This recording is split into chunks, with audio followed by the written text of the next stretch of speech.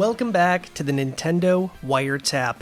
My name is Amiibo Jason, and on today's episode, guess what? We're not talking about Terry Bogard coming to Super Smash Bros. Ultimate. Why? Well, because everybody and their mother already made a video on the subject, so why try to compete with that? Instead, we have 3 other stories to cover, including something on my favorite subject ever. That's right, Amiibo. So, without further ado, let's take a look. Alright folks, coming in at number 1 today, we have confirmation that the last 2 Super Smash Bros. Ultimate non-DLC fighters are coming in Amiibo form on January 17th of 2020. That's right, it's finally happening. The last 2 non-DLC fighters are coming in January. Of course, that is Dark Samus and Richter Belmont. These 2 Amiibo are the end of an era for an amazing line of Amiibo, and hopefully now that we have confirmation of the release date, we're finally going to get some information on what the heck is going on with the DLC fighters. I mean, at this point you'd think Nintendo would have released something. Just a release date, a picture, a teaser. I mean, give me a picture of a Joker Amiibo, give me Banjo-Kazooie, give me a Hero 4-pack, any of this stuff would just make me incredibly happy. And not to mention, these last 2 Amiibo, they look amazing. I mean, absolutely gorgeous. Dark Samus is just completely textured. I mean, everything about her just looks great. It's hard to say any other words besides that. And Richter Belmont, the face on this one, the whip, everything is just absolutely perfect. Nothing more I'd want from these 2 Amiibo. A perfect swan song to the non-DLC Amiibo line in Super Smash Bros. Ultimate.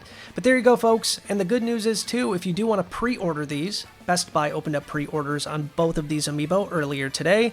I have a link to those in the description down below. Alright, coming in at number 2 today, we have yet another leak of the Sonic the Hedgehog movie redesign, and this one looks 100% legit. So I'm not going to go into a lot of detail on this story because I'm sure all of you know this already, so I'm going to give you a very, very abridged version of the Sonic the Hedgehog debacle. Ready? Alright, they released a Sonic trailer a few months back.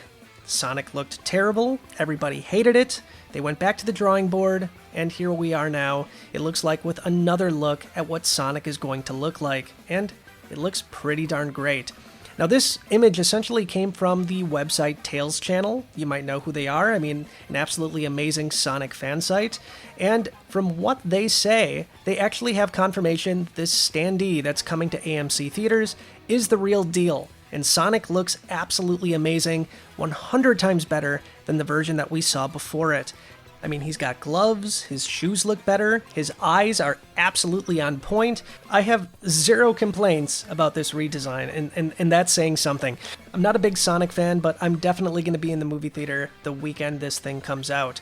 Now, if you want more information about this leak, I have a link to the entire article outlining everything that's happened so far in the description down below. But what do you guys think about this redesign of Sonic? Do you love it? Do you hate it? Let me know your thoughts in the comments down below. Alright, and speaking of leaks, if you want to call this one a leak, I'm not sure it really qualifies as one, but we do have yet another unfinished image of the upcoming Super Nintendo World in Tokyo, Japan. Now this image comes from the Our Nintendo subreddit on Reddit, and it comes from Thomas Kyoto.